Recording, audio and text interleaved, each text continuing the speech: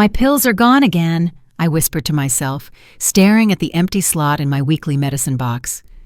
The Tuesday compartment should have held my blood pressure pill, but it was missing, replaced by a tiny white tablet I didn't recognize. My hands trembled as I picked it up. It looked like a vitamin, not the medication that kept me alive. My chest tightened. A wave of dizziness swept over me, forcing me to grip the counter.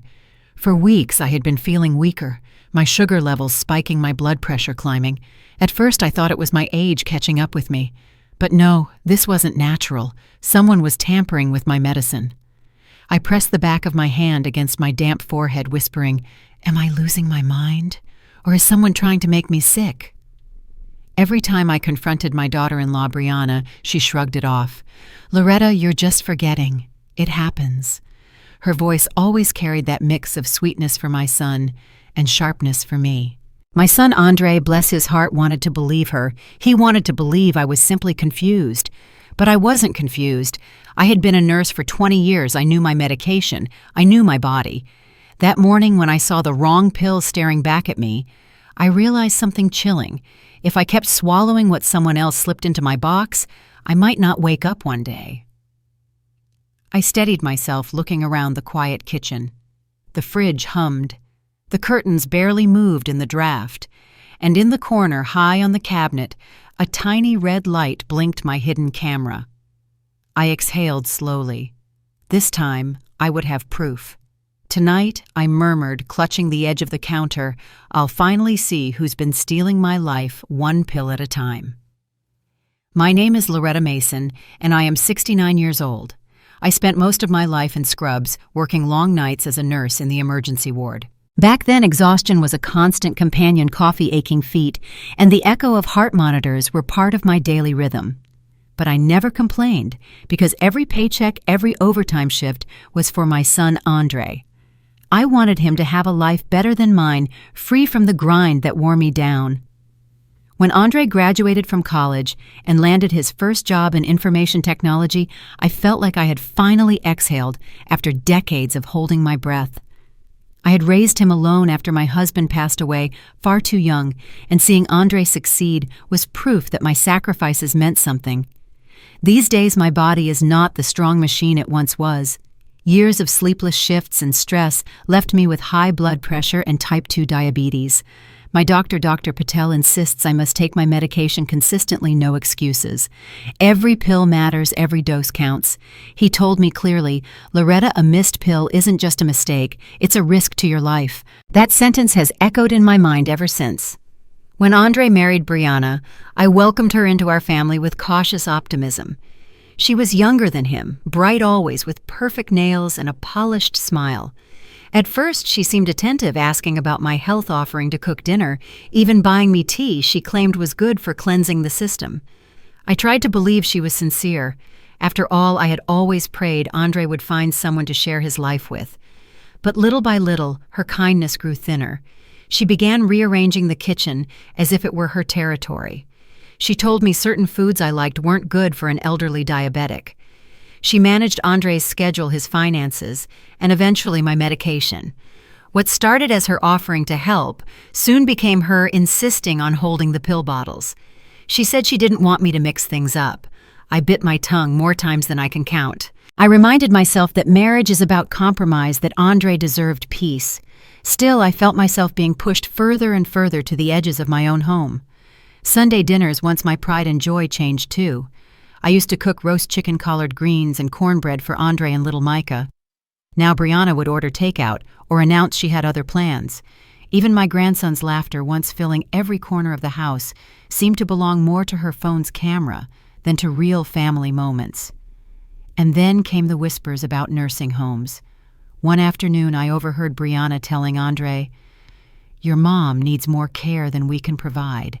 It's not fair to us." She said the word "us" as if I were an intruder. My heart sank. I had raised her husband, welcomed her as a daughter, and now I was being weighed like a burden. Andre didn't answer her right away. He glanced at me, caught between loyalty and guilt. He kissed my forehead later that night, assuring me he loved me. But I could see the seed of doubt Brianna had planted, and it terrified me. That was the moment I realized I couldn't just rely on my son's good heart. I had to rely on myself again the way I always had. I might be old, but I wasn't powerless. My years as a nurse taught me vigilance, taught me that small details save lives. And now the details, the missing pills, the strange vitamins, the unexplained weakness were warning me of something darker. So I began to write everything down, my blood sugar numbers, the times I took my medication, even what Brianna said when she handed me a glass of water. I told myself it was simply to keep track to help my doctor, but deep inside I already knew I was gathering evidence. Because family, I've learned, isn't always the people you trust the most. Sometimes it's the people you must watch the closest. At first, I tried to convince myself that Brianna's little comments and habits were harmless. Maybe she truly wanted to help. Maybe she just had a controlling personality. But over the weeks, the pattern grew impossible to ignore. One morning, I noticed that my pill box had been moved from the kitchen shelf to a drawer I never used. When I asked about it, Brianna laughed lightly and said, "Oh, I just thought it would be safer here. You know, out of sight." Her tone was syrupy, but her eyes told another story, sharp, calculating, like she was daring me to challenge her. I kept quiet, but I felt the sting. I had worked with patients for decades. I could sense when someone was playing a role. The next week, things escalated. My blood pressure spiked so high I felt a pounding in my temples. I checked my pill box and realized one of my essential tablets had been replaced with something smaller, chalkier. My hand shook as I held it up to the light. It was not my prescription. It was a generic vitamin, cheap, harmless in itself, but deadly in the absence of the real medication. I swallowed hard and confronted Brianna. "This isn't my pill. What's going on here?" She smirked. "Loretta, you've been mixing things up again. You probably dropped it and forgot." The condescension in her voice cut me deeper than the words themselves. She was painting me as senile, confused, unreliable. And Andre, my son, overheard only part of the conversation. He came in wrapping an arm around Brianna, saying, "Mom, maybe we should find a system. Brianna's just trying to help." My throat closed. I wanted to scream that I wasn't losing my mind, that something sinister was happening under his roof. But the look in his eyes was pleading, desperate for peace between the two women he loved. So I swallowed my fury and nodded. The lies didn't stop there. One afternoon, I discovered my medical journal, the little notebook, where I recorded my sugar levels and pressure readings, had been torn. Several pages gone. When I asked Brianna about it, she shrugged. Maybe Micah doodled in it. But my grandson was careful, sweet, and far too young to rip out pages with such precision. Not long after my appointment with Dr. Patel mysteriously disappeared from the calendar. I had written it down myself, circled in red. Andre told me Brianna had called to reschedule because Mom wasn't feeling up to it. My voice cracked as I explained I never said that, but Brianna was quick to interject. She must have forgotten. It happens. The word forgotten became her favorite weapon. Every time she said it, Andre looked more uncertain. Every time she said it, I felt myself shrinking in my own home. Then came the night I took out the trash. Inside the bin, under a layer of takeout containers, I spotted a torn blister pack from a medication brand I didn't recognize. My heart stopped. It wasn't something I had been prescribed. Why would it be in our trash? Had she been swapping out my pills and discarding the evidence? I pocketed the empty pack and slipped it into my drawer. Proof. I would keep collecting it. Still, the most chilling moment came when my neighbor, Mrs. Delgado, stopped me by the mailbox. She leaned close, lowering her voice. "Loretta, I don't mean to pry, but I overheard Brianna on the phone. She was talking about a spot opening up at an assisted living home. Sounded like she wanted to secure it soon." The words nearly made me drop my letters. An assisted living home. For me, Andre had never mentioned such a thing. But Brianna, of course she would. To her, I was just an obstacle, one she could remove by making me look incompetent, forgetful, sickly. That night, I lay awake in bed staring at the ceiling. Every sound in the house felt amplified: the creak of the floorboards, the hum of the refrigerator, the faint laughter from Brianna's television shows. My mind replayed the missing pills, the fake vitamins, the torn journal. Piece by piece, she was building a case to strip me of my independence and lock me away. I thought of Andre caught in the middle. He was a good man, but he had blind spots. He wanted to believe in his wife. And Micah, my sweet grandson, deserved to grow up knowing the truth, not the lies his mother spun. So I made a decision. I wouldn't confront Brianna again with just my word. Words could be twisted. But evidence had weight. The next day, while Brianna was out shopping, I unpacked a small box I had ordered weeks earlier. Tiny cameras no bigger than my thumb. I installed them quietly, carefully, just as I had once set IV lines for patients in the dark. One near the pill box, one in the kitchen, one in the hallway where she always whispered into her phone. When I finished, I sat at the table, heart pounding. I wasn't just a helpless old woman. I was a nurse who had outlasted night shifts, screaming patients and emergencies that would break most people. If Brianna wanted to play games with my life, then I would play back with evidence she couldn't deny. For now, I smiled when she handed me my tea. I nodded when Andre suggested Brianna keep organizing my medication. Outwardly, I accepted the role of the frail, confused woman. But inside, I knew the truth. I was setting a trap. And soon, very soon, I would have the proof to show my son exactly who his wife really was. The weekend came, and with it, the dinner that would change everything. Andre had promised Micah a family night, home-cooked food, laughter, the kind of evening we used to treasure. I prepared what little strength I had, hoping for a peaceful evening. But deep down, I knew Brianna had other plans. As I set the table, my hands trembled. My blood sugar had been unstable all week. My vision blurred when I leaned too long over the pot roast. Still, I smiled for Micah, who was bouncing excitedly, eager to share his drawings from school. When Andre arrived home, tired but cheerful, Brianna slipped into her role perfectly. She kissed his cheek, took his coat, and whispered something in his ear that made his brow furrow. I didn't have to guess what she had said. It was always about me. Halfway through the meal, I felt it again. The dizziness, the hollow thumping in my chest.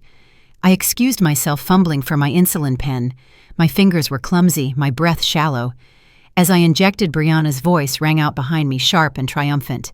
"See? She can't manage on her own anymore. Andre, this is what I've been telling you." Andre froze fork in midair, staring at me as if torn between two truths.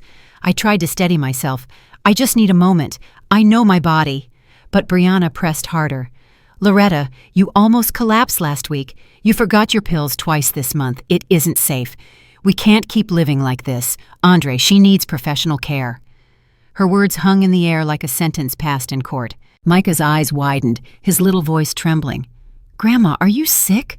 Are you going away?" My heart broke. I reached for his hand, but Brianna quickly interjected. "She'll be safer, Micah, in a place where people can watch her all the time." Andre rubbed his temples, visibly torn. "Brianna, maybe we shouldn't." She cut him off. "Andre, enough. I've already spoken to the facility. They have a spot open. All we need is your signature and a deposit. It's for the best." I felt the blood drain from my face. My worst fears were unfolding right there at the dinner table. She had maneuvered everything, the missing pills, the torn journals, the staged mistakes, to paint me as incompetent. And now she wanted Andre to sign me away. I forced myself to sit up straighter, refusing to let her see me crumble. But the room spun, and my body betrayed me. My vision darkened at the edges. I heard Micah cry out "Grandma" as my knees buckled. In seconds, Brianna had her phone in hand, dialing 911 with a performance-worthy gasp. "Yes, my mother-in-law collapsed. She's been confused for weeks. Please hurry." Her voice dripped with false concern, a rehearsed act for the emergency operator. I wanted to scream, to shout that it was all lies. But my breath came in shallow bursts and my body sagged against the chair. Andre knelt beside me, panic flooding his face. "Mom, stay with me, please." Brianna crouched too, resting a hand on his shoulder, her expression saintly. "See?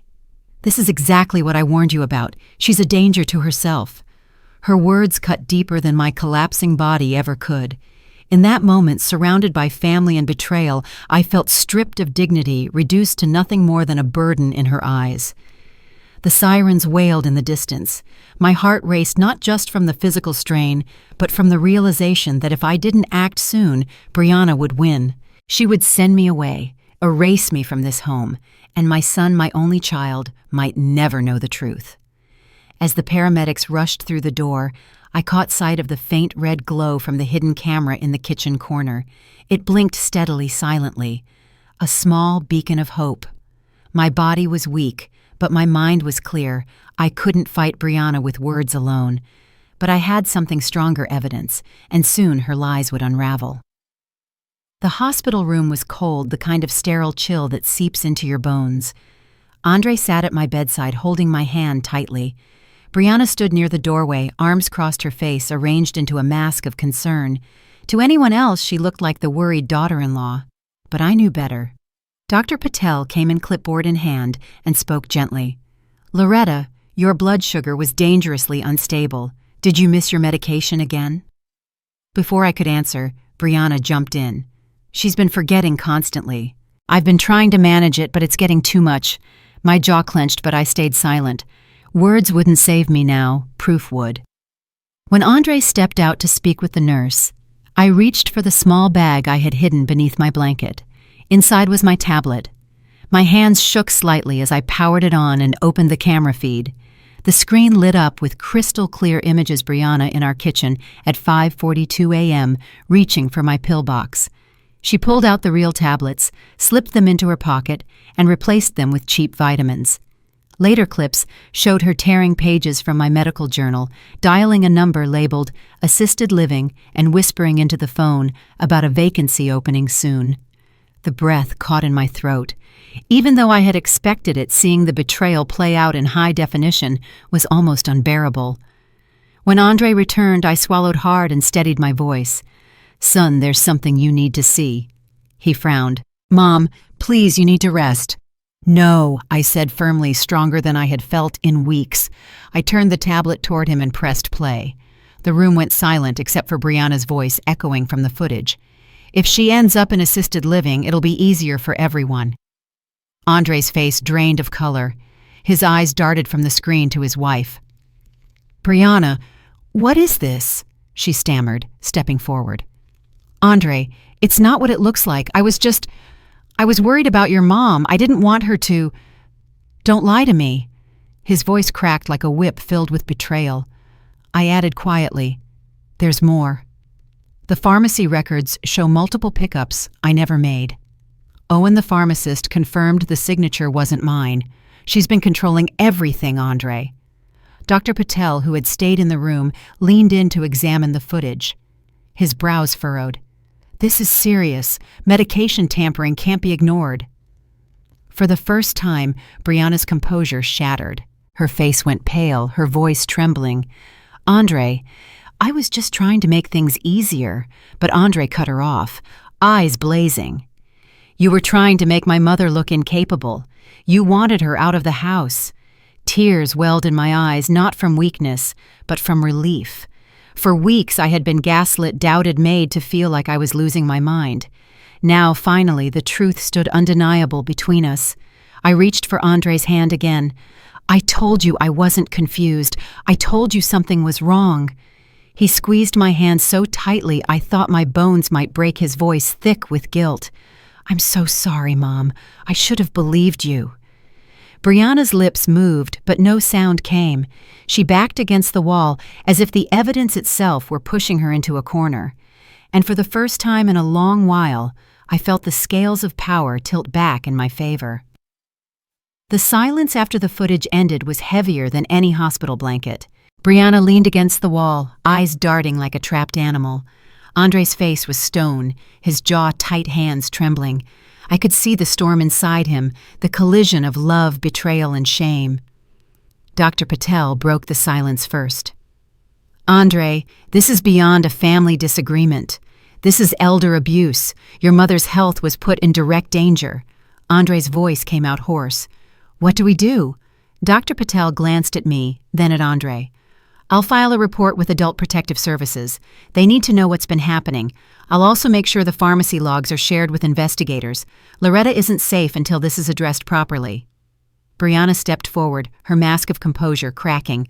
Wait, please. I didn't mean to hurt her. I just thought, if she went to a facility, it would be better for all of us. I was overwhelmed." Her words rang hollow. I thought of every pill she had stolen, every whispered lie she had told my son. Overwhelmed. No, this was calculated. Andre's voice hardened. You endangered her life. You tried to make her look incapable so you could get rid of her. Don't call that being overwhelmed. For the first time, tears welled in Brianna's eyes. She reached for his hand, but he pulled it back. The rejection hit her like a slap. Within hours, a social worker named Ms. Harper arrived. She was calm, professional, and thorough. She interviewed me, took copies of the footage, and assured me the case would move forward. Medication tampering is serious, she said firmly. There will be consequences. Brianna sat stiffly in the corner as Ms. Harper spoke. For once, she had no quick words, no excuses. She looked smaller, deflated. Later that night, Andre returned to my room without her. His eyes were red, his shoulders slumped. He took my hand and whispered, "She's leaving the house tonight. I told her she can't be near you or Micah until this is resolved." I closed my eyes, relief washing over me. "Thank you, son. I know it wasn't easy." "It should have been easy," he muttered bitterly. "I should have believed you from the start. I let her convince me you were slipping. I let her make me doubt my own mother." I squeezed his hand gently. She was clever. But you see the truth now, and that's what matters. When I returned home a few days later, the house felt different. Brianna's perfume no longer lingered in the hallway. Her sharp heels no longer clicked across the kitchen tiles. Andre had already packed some of her things into boxes. Micah ran into my arms, clinging to me so tightly I could hardly breathe. "Grandma, are you okay now?" "You're not going away," he asked, his big eyes full of worry. I kissed his forehead. "I'm not going anywhere, baby. Not as long as I have you." Andre worked tirelessly to repair the damage. He installed a new lockbox for my medication, a digital dispenser with fingerprint access, so no one but me and my doctor could open it. He set up reminders on my phone that synced with his so he'd know if I missed a dose. We also started therapy family counseling. Andre wanted to make sure Micah understood what had happened in a way that didn't scar him, and he wanted me to have a space to release the anger I had bottled up. Brianna, meanwhile, faced consequences. Ms. Harper confirmed that the investigation was moving forward. Tampering with prescriptions wasn't just immoral, it was potentially criminal. Whether or not charges would stick, she had already lost the trust of everyone around her. One evening, Andre sat beside me on the porch, the summer air heavy with the scent of honeysuckle. "She begged me to forgive her," he said quietly. "Said she only did it because she felt trapped." I looked out at the garden, the flowers Micah and I had planted together swaying in the breeze. "Forgiveness doesn't erase what she did. She put my life at risk, Andre. That's not something you excuse with a simple sorry." He nodded, tears slipping down his cheeks. "I know. She won't be part of our lives anymore. My focus now is you and Micah." Hearing those words lifted a weight off my chest. For the first time in months, I felt safe. Not just because Brianna was gone, but because my son had chosen truth over manipulation. In church that Sunday, my community embraced me. Mrs. Delgado squeezed my hand tightly and whispered, "I knew something wasn't right." "I'm so glad you proved it." Others brought meals checked in and reminded me that family is more than blood. It's the people who stand by you. At night, when the house grew quiet, I sometimes replayed the footage not to relive the pain, but to remind myself of the strength it had taken to fight back. I had been pushed, doubted, gaslit, but I had also endured, survived, and reclaimed my dignity. I was no longer just the frail old woman Brianna had tried to portray. I was Loretta Mason, a mother, a grandmother, and a survivor who had learned that even in the darkest corners of betrayal, truth can still shine through. When I look back on those weeks, it feels like a nightmare I barely survived. But out of that darkness came clarity. I realized that family is not just about blood or marriage vows. It is about trust, respect, and protection. Brianna tried to take away my independence, my dignity, and even my voice. She thought she could gaslight me into silence, convince Andre that I was losing my mind, and quietly push me into a nursing home. But she underestimated me. I had spent a lifetime caring for others, paying attention to details that saved lives. In the end, it was those same instincts that saved mine. Today, I no longer see myself as a victim. I am a survivor who learned that even those closest to us can betray us, and that's why we must never stop standing up for ourselves. My relationship with Andre is stronger than ever, and Micah knows his grandmother isn't going anywhere. We water the garden together, we laugh together, and we heal together. To anyone listening to my story, I'll say this: cherish the people who honor you and guard yourself against those who don't. Because sometimes the greatest battles we fight are not in the world outside, but within our own homes.